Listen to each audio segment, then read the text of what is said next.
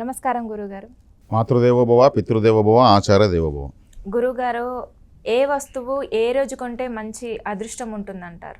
ఇక్కడ వస్తువు అన్నారు కాబట్టి మనిషి జీవితమే మెటీరియల్ లైఫ్. అంటే ఎన్నో రకాల వస్తువులపైన పడకపోతే మనిషి బతకలేడు. ఇప్పుడు అడవుల్లో నివసించే వాళ్ళకి డబ్బులు అవసరమే లేదు. ఇక్కడ వాళ్ళకి డబ్బులు పెడితే అక్కడ చెట్లు రాలి ఆకులుకునే విలువ కూడా ఆ డబ్బుకు ఉండదు. అడవిలో మనము సమాజంలో ఉన్నాం కాబట్టి మనకు డబ్బు కూడా ఒక వస్తువే. ఒక వస్తువు ఒక 2,000 రూపాయలు, 5,000 రూపాయలు, 1,00,000 రూపాయల వస్తువు ఒకటి ఉంటుంది. మనం హాల్లో అందరూ కనిపించేలా పెడతాం. అదే 500 రూపాయల నోటు ఉంటుంది, అది ఎక్కడంటే అక్కడ పెడతామా? లేదు, పెట్టం. ఆ వస్తువేమో 1,00,000 రూపాయలు, అది మాత్రం పెట్టేస్తున్నాము. 500 రూపాయల నోటు అది మాత్రం ఎక్కడంటే అక్కడ పెట్టము. దీని విలువ కన్నా ఎక్కువ విలువైందని అక్కడ పెట్టేస్తున్నాం. 2 వస్తువులు అని చెప్పాను నేను ఇప్పుడు. మరి ఎందుకు అలా పరిస్థితి? ఎందుకు పెట్టము 500 రూపాయల నోటు మాత్రం? అది కూడా వస్తువే కదా. దానైతే భద్రంగా లోపల పెడతాం, పై జోబులు కూడా లో జోబులు పెడతాం. అంటే వస్తువు రూపం మార్చుకున్నప్పుడు దాని యొక్క ప్రాధాన్యత, ప్రాశస్త్యం, వాల్యూ రకరకాలుగా మారిపోతాం. అది 1,00,000 రూపాయల నెక్లెస్ హాల్లో పెడతామా?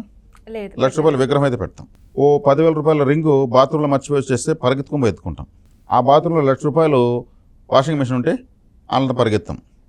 అంటే ఇక్కడ ఏమవుతుంది, వస్తువుల యొక్క రూపము, స్వరూపము, ఆలోచన, స్వభావము అన్నీ రకరకాలుగా మారిపోతున్నాయి. 10 రూపాయలు ఇచ్చి వాటర్ తాగుతున్నాము, 4,000 రూపాయలు ఇచ్చి వాటర్ బాటిల్ 1 లీటర్ ఉంది, 4,000 రూపీస్. విరాట్ కోహ్లీ లాంటి సెలబ్రిటీస్ తాగుతారు అది. మరి 2 నీళ్ళే, ఆయన కూడా భూమిపైన ఉన్నాడు. అంటే ఇక్కడ ఏమవుతుంది, మన యొక్క ఆలోచన విధానాలు, మన అవసరాలు, మన యొక్క ఆశలు ఇవన్నీ ఏం చేస్తున్నాయి, మన యొక్క వస్తువుల యొక్క విషయాన్ని రకరకాలుగా మారుస్తున్నాయి. ఇప్పుడు మీరు వస్తువులు అన్నారు, బంగారు. అక్షయ తృతీయ రోజు బంగారు ఎక్కువ కొంటారు.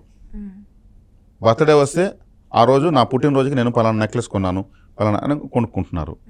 మరి బట్టలు సోమవారం కొనకూడదని, శుక్రవారం కొనకూడదని, మంగళవారం కొనకూడదని, కొంతమంది ఆ రోజే కొనాలని. ఎవరి అభిరుచికి తగినట్టు వాళ్ళకి నచ్చిన రోజు వాళ్ళు కొనుక్కోవడం కరెక్ట్. ఇక్కడ అందరికీ ఈక్వల్ టైం టేబుల్ ఇక్కడ లేదు. శుక్రవారం డబ్బులు అంటే ఖర్చు చేయకూడదు అని అంటారు, నైట్ అయితే డబ్బులు ఇవ్వకూడదు అని అంటారు కదా గురుగారు. అదే పొద్దుపోతే సాయంత్రం చీకటి అయిన తర్వాత ఏదైనా విలువైంది ఇస్తే అందులోంచి మన యొక్క సంపద, మన యొక్క లక్ష్మి అనేటువంటి ఒక శక్తి ఎవరికి ఇస్తే వాళ్ళతో వెళ్ళిపోతుంది. అందుకు దీపాలు పెట్టిన తర్వాత లక్ష్మీదేవి మన ఇంట్లోకి వస్తుంది. అప్పటి నుంచి వేరే కొన్ని పవిత్రమైన వస్తువులు, పసుపు, కుంకుమ, ఉప్పు, నూనె, డబ్బులు. కొంతమంది కొద్ది మజ్జిగకి వస్తారు, అప్పుడు దీపాలు పెట్టిన తర్వాత ఆ మజ్జిగ తీసుకెళ్ళి మేము సేమర్ వేసుకోవాలి అనేసి. మేము పొద్దుపోయినాక ఏది ఇవ్వము, దీపాలు పెట్టముందు వచ్చి తీసుకోవాలని గొడవలు పడుతున్న వాళ్ళు కూడా నేను చూశాను. కావాలని ఎందుకు వస్తారు మా ఇంటికి, దీపాలు పెట్టిన తర్వాత ఎందుకు వస్తారని కూడా ఇవన్నీ ఇవ్వరు. అందుకే కొంతమంది ఏం చేస్తారు, పెద్దవాళ్ళు ఊరికి వెళ్ళినప్పుడు పిల్లలు మాత్రం ఇంటికాడ పెట్టేసిపోతారు. అప్పుడు వెళ్ళి రిక్వెస్ట్ చేసి వాళ్ళ గడ్డం పట్టుకుని ఇంట్లో పసుపు, కుంకుమ లేదంటే ఇంకేదో కూడా తీసుకొని వెళ్తారు. వాళ్ళ పిల్లలు తెలియకుండా ఇస్తారు. మరుసటి రోజు వాళ్ళ పెద్దలు వచ్చినప్పుడు ఆంటీ వచ్చింది ఇది తీసుకెళ్ళింది, లేదు మా మమ్మీ ఏదంటే కూడా అడుక్కొని తీసుకెళ్ళిందంటే వీళ్ళు వాళ్ళ మీద గొడవకి వెళ్తారు. అలా కావాలని వంటడికి చేస్తున్న వాళ్ళు కూడా నేను చిన్నప్పుడు చూశాను. ఇప్పుడు ఆలోచనలు కొంత మారాయి. కాబట్టి వస్తువులు ఏ రోజు ఏది కొనాలి అంటే ఎవరికి అనుగుణంగా, ఎవరి ఆశలకు, ఆలోచనలకు అనుగుణంగా వాళ్ళు ఏ రోజైనా ఏదైనా కొనుక్కోవచ్చు. ఇప్పుడు ఇల్లు కాలింది, ఏం చేస్తారు?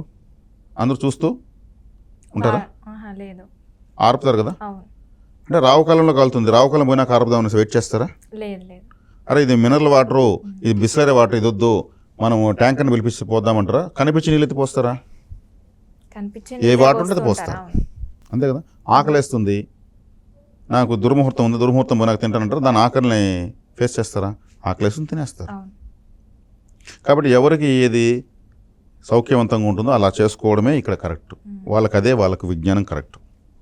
అలాగే కొంతమంది అత్తారింటికి వెళ్ళేటప్పుడు శుక్రవారం వెళ్ళకూడదు, మంగళవారం వెళ్ళకూడదు అని ఇట్లా చెప్తూ ఉంటారు గురుగారు. ఇది శుక్రవారం వెళ్ళకూడదు, మంగళవారం వెళ్ళకూడదు, సోమవారం ఆడబిడ్డ వెళ్ళకూడదు. ఇప్పుడు ఈ 3 వారాలు అయిపోయినాయి, ఇంకా 4 వారాలు మిగిలాయి. మిగిలిన 4 వారాల్లో చుక్క తూర్పుగా ఉంది, వెళ్ళకూడదు అంటారు. ఒక వారం ఎగిరిపోయింది. ఇంకొక వారము ఈరోజు వారసోల, అంటే ఈ వారం రోజు ఈ దిక్కుకు వెళ్ళకూడదు. ఇది అయిపోయింది, 6 అయిపోయినాయి. తర్వాత ఇంకొక రోజు మిగులుతుంది. అంటే ఏ రోజు అత్తగారింటి కానించి లేదా అమ్మగారింటికి వచ్చామో వారం, ఆ వారం తిరిగి అదే రోజు వెళ్ళకూడదు, వచ్చిన రోజు వెళ్ళకూడదు అని అర్థం మనకి. ఇప్పుడు ఏమైంది, వారం కంప్లీట్ అయిపోయింది అంటే ఏ రోజు వెళ్ళకూడదు. అంతే, వచ్చి ఆ సండే వచ్చి ఉంటుంది అత్తగారికి, అమ్మగారింటికో అమ్మగారి అత్తగారింటికో. అదే రోజు అదే వారం వెళ్ళకూడదు. వచ్చిన రోజు వెళ్ళకూడదు అంటే దాని అర్థం ఏంటంటే సేమ్ ఏ వారం వస్తే అదే వారం వెళ్ళకూడదు. సోమవారం, శుక్రవారం, మంగళవారం 3 ఎగిరిపోయినాయి. వారసులకు ఒకటి ఎగిరిపోయింది. తూర్పు వాళ్ళు వెళ్ళే దిక్కు చుక్క ఉంటుంది, ఏదో చుక్క ఉంది, వెళ్ళకూడదు అంటారు. తర్వాత వచ్చిన రోజు వెళ్ళకూడదు అంటారు. ఇలా ఏమైంది, వారం కంప్లీట్ అయిపోయింది. ఇంకెప్పుడు వెళ్ళాలి? ఇది ఆచరణలో ఉండేదే. మరి ఎప్పుడు వెళ్ళాలి, ఎప్పుడు రావాలి? అవును, డౌట్ ఉంటుంది. వారసుల ఆచరణలో ఉంది, మంగళవారం, శుక్రవారం ఆచరణలో ఉంది, ఆడబిడ్డ అమ్మగారింటి కంచి రాకూడదు అనేది ఆచారం ఉంది. 4 ఎగిరినాయి. వారసు మళ్ళీ తర్వాత చుక్క ఉంది, వచ్చే రోజు తిరిగి మళ్ళీ పోకూడదని ఉంది. మరి ఇట్లా ఉంది. మరి ఈ టేబుల్ ప్రకారం ఇప్పుడు నేను మీకు ఎలా సమాధానం చెప్పాలి? పెండ్లైన దంపతులను బంధువులందరూ పిలిచి వాళ్ళకి భోజనాలు పెట్టి వాళ్ళ ఇంట్లో 1-2 రోజులు పెట్టుకొని వాళ్ళకి బట్టలు పెట్టి డబ్బులు ఇచ్చి పంపిస్తారు. ఎందుకు అట్లా?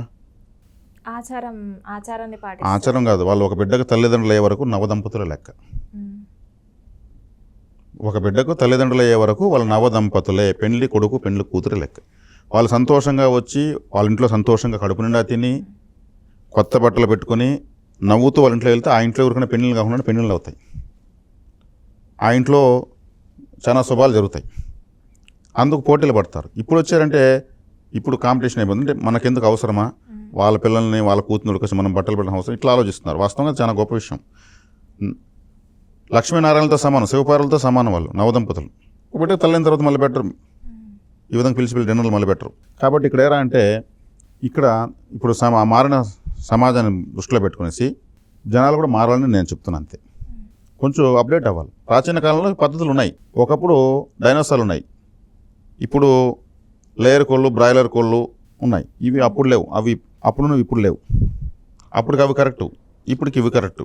కాబట్టి ఈ ఆచారాన్ని కూడా కొన్ని మనం సవరించుకునేసి మన పరిస్థితులకు అనుగుణంగా రాకపోకలు సవరించుకోవడం ఉత్తమం అని చెప్తాను. కొంచెం నాలెడ్జ్ ఇప్పుడు పరిస్థితులకు అనుగుణంగా మారాలని చెప్తున్నాను. అంతే. మీరు అన్నట్టు ప్రకారం నేను చెప్పినవనే కరెక్టే కదా, ఆచరిస్తారు కదా. ఆచరిస్తే ఆడబిడ్డ ఎక్కడికి పోకూడదు. జాబ్స్కి వెళ్తున్నారు, కంపెనీలకు ఎండీలు అవుతున్నారు, మగవాళ్ళ కన్నా స్పీడ్గా దూసుకెళ్తున్నారు. వాళ్ళు వారం వర్జం చూసుకుంటున్నారా?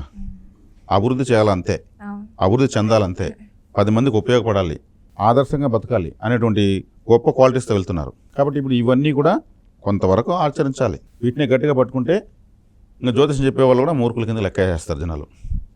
కాబట్టి అప్డేట్ చేయాలి. అందరూ సమానమే.